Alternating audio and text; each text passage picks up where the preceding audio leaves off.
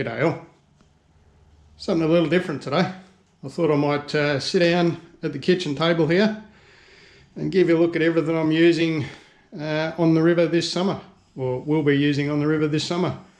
And I'll go over the lot.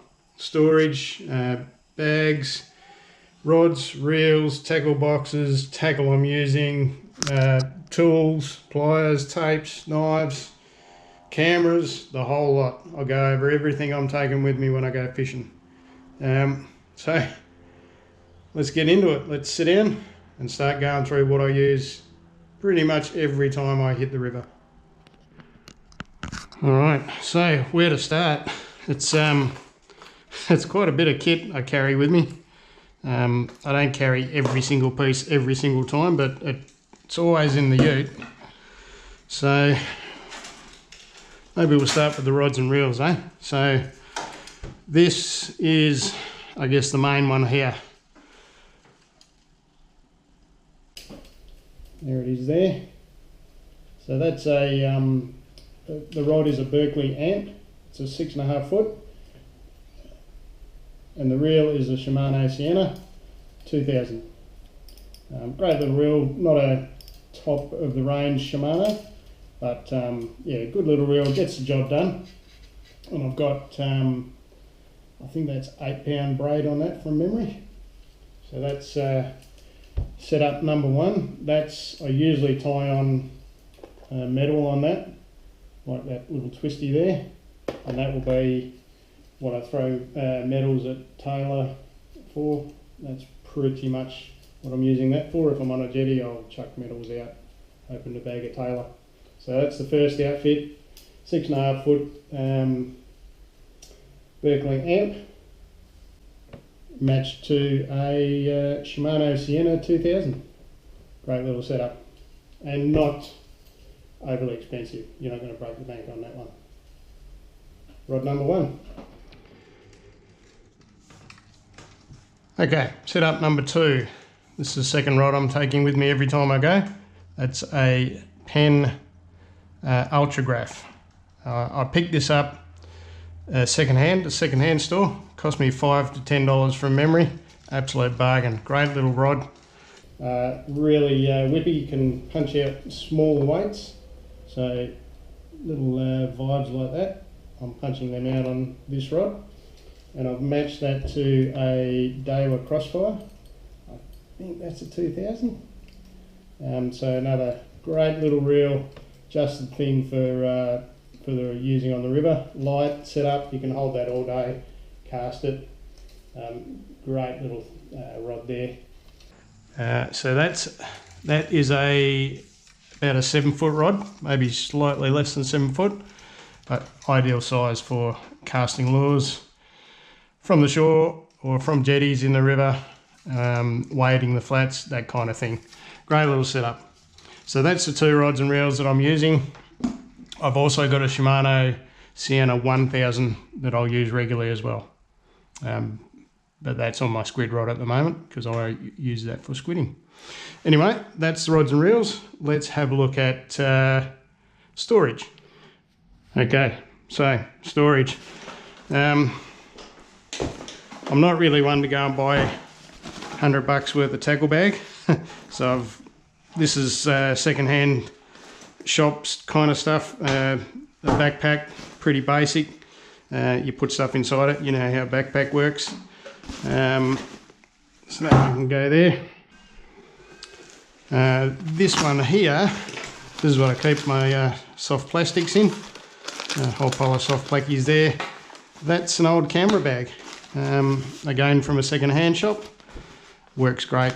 Pouch there for all your soft plaques. Jig heads sit in the front with maybe a pair of pliers, like so. Get a tape in there as well if you want. Stick it over your shoulder. Away you go, wading the flats. Perfect setup for a minimal amount of gear. Great choice for wading the flats. But what about hard tackle storage? Again, I'm not spending money on tackle boxes. What I've done is I've just gone to Bunnings and got small little tackle boxes like this. 1, 2, 3 of them. Excuse me, banging and clanging there. So 3 little tackle boxes and 1 larger tackle box. So this has got pretty much what I'm using regularly in it. So you can see there, that's the stuff I'm throwing regularly. A few metals, a few minnows, stick baits, vibes, that kind of thing. A couple of jig heads there. I'll go through this all in a minute anyway. So that's hard tackle storage. And that all just slides into the backpack and comes with me every time I head to the river. It all fits in there pretty easily, and didn't break the bank. They're about $3 each. I think that one was $6 or $7. Bargain basement tackle boxes. Now, the toolkit. Knife, you got to have a knife if you're going to dispatch a fish. Bang through the head or nick the gills with that. Pliers, they're probably overkill. That's more beach fishing, but you got to have a set of pliers just to get these hooks out. Tape, measure your fish if you're going to keep any. But I probably release more fish than I keep, so although it's good to have, it's not essential. That's the basic toolkit. That goes with me every time. They all sit in the bag there. I've also got, reach into the bag, a steel. You know what a steel's for. Keep an edge on your knife. Basic toolkit. Easy enough. And one thing you've really got to have when you wade in the flats is a reasonable set of polarised sunnies. So that's my set right there. They're light, which is great because you don't want to be wearing these all day and having them push on the bridge of your nose and be a menace. That's them right there. Get all sorts of funky colours. You get whatever frame, whatever colour suits you, but you got to get yourself a pair of polarised sunnies. Great help on the flats in glary conditions. Even when it's cloudy overhead, you'd be amazed how much they help you see into the water. Great investment, cost me $50. That's something I did spend a bit of money on. Okay, so what about cameras? So pretty clearly I'm recording every time I go down to the river. I'm trying to make a video, so I've got this one on my head. That's a GoPro Hero 7. Older GoPro, but well, does the job.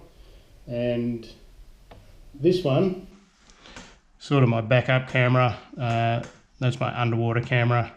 That's the backup one. That's a Hero 4, Hero 4 Silver. Another older camera, but it still does the trick. That's on a chest mount there, but I can pretty much set that up on whatever I want. I can set that on a stake if I'm out in the water.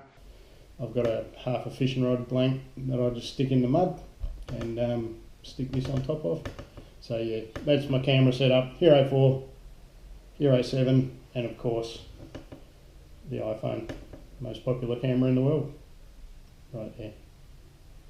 It's not a new one either, I can't afford that.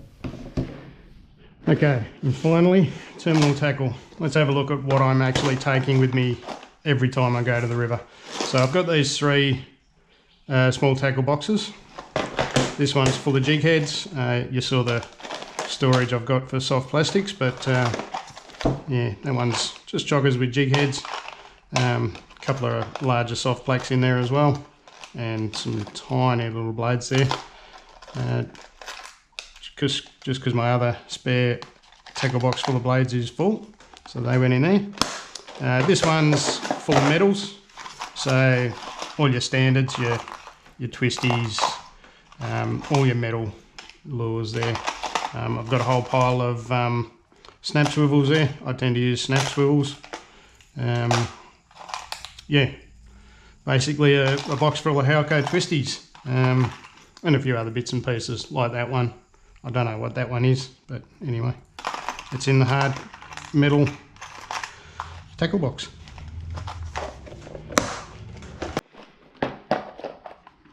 This one's similar, so I've got hard metals in there again. few different styles of metals in there, but there's always a Halco twisty somewhere. Don't leave home without it, especially if you're West Australian. If you're a West Australian fisherman, you've got 3 birthrights. That's throwing muleys at the sunset, a deep mistrust of anyone from the wrong side of the river, and a tackle box full of Halco twisties. So that's that. I've also got a few minnows in there, those kind of things. Always nice to have 1 or 2 of them. You don't get the casting distance out of them, but they're always nice to have on hand, so you can just try something a bit different. A couple of larger stick baits there. They'd be more used off the beach than the river, but I'll throw them from time to time just to see what happens. Never know when that big 60 model tailor's thumping around. It's always nice to have them if you need them. But this one here is the kit that I use most regularly. So anything in here is in regular rotation. So let's have a look through this, and I'll give you a few close-ups of what I'm actually using, what I'm throwing. This is the regular stuff. So let's get started, let's have a look. So first of all, stock standard West Australian birthright, the Halco twisty. You know what a twisty looks like. There it is there. Millions of tailor have fallen to these things over the years. It would be millions. Ever reliable, cheap. So you're not gonna cry too badly or too long if you lose a couple of them, and they work. More the point, they work. Next in the tray is some minnows, and I'll go into a bit of detail about these because I think it deserves a bit of explanation what I'm using. So for a number of years now, I've been using the Daiwa double clutch. Famous lure, work a treat. They really are dependable and reliable. Great little lures. There it is there. Fantastic little lure. The issue I have with the double clutch is they come with a very small hook. You can see that there. They don't last long because the metal is so fine, and I've found, and this is more to do with my skills as an angler than a fault with the lure, but I find I drop a lot of fish on double clutches, and the hookup rate is great. The retention rate, by which I mean how many fish you land, isn't so great. So slight issue there with the double clutch. I'm also in the habit of removing the front hook. I just prefer to move that one because when you've got a tailor flapping around between your legs in the kayak, the last thing you want is that front hook getting into your finger or, God forbid, your knackers between your legs, because you've got an out of control tailor between your legs. So I remove that front hook. Doesn't really affect the swim motion, and if you're using these primarily for tailor, they're going to be attacking the back of the bait anyway, so they're grabbing that area. So that's the double clutch, classic lure, proven performer, but I find I have a couple of issues with them. So what I've done, as much for trolling in the kayak as much as casting from the shore, is I've moved on to these. I'll just give you a look at this one here. I've moved on to these Nomad minnows. So that is a Nomad Sticks minnow. So the first thing you'll notice, it's larger than the double clutch. You can see it there. The hooks are quite a bit larger and sticky, as I just showed you. Hooks are quite a bit larger. They're new to me, so I haven't really found that I need to remove this hook yet. I find with larger lures and larger hooks, they're actually a little bit safer than the tiny little ones flopping around. But if I do find that an issue, I'll remove that front hook, same as the double clutch, and just run that back one. Because I'm not really casting for flathead with these. These will be a tailor lure for me. And as I said, they're going to attack the back of the bait, so that you only really need that back hook on it. So Nomad stick minnow. That's one that's going to get a lot of rotation over this summer, particularly in the kayak trolling. Okay, now we're sort of getting into flatfish kind of lures. Now, pretty much everything else I've got in here is going to be thrown for flathead, so we'll just go through that and that'll get us to the end of the video. So the first thing I'm going to show you is blades and vibes. I use these a lot. I really enjoy using these. I catch most of my flathead on these. Having said that though, that's got as much to do with the fact that I use them a lot as how effective they are. But there's a couple of bigger ones. I also have smaller ones like these little TT switch prawns, tiny little lures there. Hope you can see that. Hope that video's going as it should. But yeah, these are great, and I love the feedback they give through the rod tip. You really know that they're doing what they're meant to be doing with these, and you can tell instantly if you're fouled up on a bit of weed or whatever it might be. So really nice to use these little things. There's a larger size there. Same lure, TT switch prawn, but just in a larger size. Great little lure. Wouldn't be a flathead kit without soft plaques. So there's the example. This one's been hammered by blowies. You can see the state of the tail there, and there's a few chunks out of the body. But that's what I generally prefer to throw, is a curly tail grub like that. I don't hook as many flathead on this, but I find the hook up retention is much better than on vibes, just because of that hook size. So you're getting more hook into the flathead's mouth. I just find I stay connected better on them, but I don't hook up as often. Again, that's because I use vibes more than soft plaques, because soft plaques get shredded by blowies, as you can see. Yeah, better hook up retention, not as good a hook up rate, I find. As I said previously, that's my skill as a fisherman, not a fault with the lure. So, soft plaques. Next one along is, I've got their hooks tied together, but the little RMG scorpion type lure. Not so great for casting because they're very light, but nice just to roll along. They'll get you a few flatties as well. I don't use them as often as the other style lures though, but it's always nice to have them in the tackle box. There's a larger version of the scorpion there, and that's a Laser Pro on the bottom. Handy little lures. One thing I did have a lot of success with last year, but I've only got one left because I've lost a couple already this season, is the Nomad Squid Tracks. This one here, you can see this one's copped an absolute hammering, but it still works, still goes strong. Got the assist hooks there. Blowies have sort of eaten all the tentacles, but it still works. It's still a great little lure. But unfortunately, it's the only one I've got left because I've lost my other ones, snags in the river. But yeah, great little lure. But yeah, great little lure. A little bit expensive, so you shed a few tears when you lose them, but well worth having a few in your kit just to throw around. So I got a few flatties on those last summer, so I'll definitely be reinvesting. Nomad Squid Tracks, or any soft vibe really, they're all pretty much the same thing. And last but certainly not least, buckaboo jigs.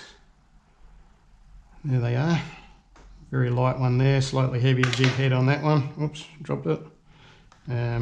Always nice to have a few buckaboo jigs in your kit. There they are. Let me put them in front of the other camera for you. There's the two larger sizes.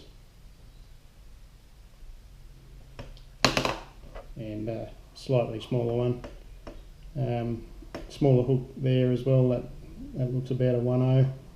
That looks about a 2/0 at a guess. But yeah, great option when the blowies are hammering your soft plastics. These will last much longer. The blowies won't damage them anywhere near as quickly. Buckaboo jigs. Get some for your tackle box. So there it is. That's everything I'm taking with me over summer, spring and summer, and definitely into autumn as well. That's all coming with me to the river in an attempt to catch flathead, tailor, flounder. I'd like to get a giant herring. I've never got one, but I don't mean I'm not trying. I'm just too hopeless to get one. That's it. Cameras, tackle storage, rods, reels, tools, bags, glasses, tape, the whole lot. I hope you enjoyed this vid, guys. It's a bit of a change of pace from my normal video, but I thought someone out there might find it interesting. So there it is. It's tackle talk, for want of a better term. G'day Rosie, you come to help, have you? Yeah, if you enjoy this one, let me know, and I'll do further tackle style videos. I might do a beach fishing setup next. Beach rigs, beach rods, reels, that kind of thing. Let me know if you'd like me to do that. Anyway, hope you enjoyed this one, guys. Tight lines. See you next time. Cheers all. Thanks for your help, bros. Much appreciated. Thanks for your help, puppy dog. Good girl.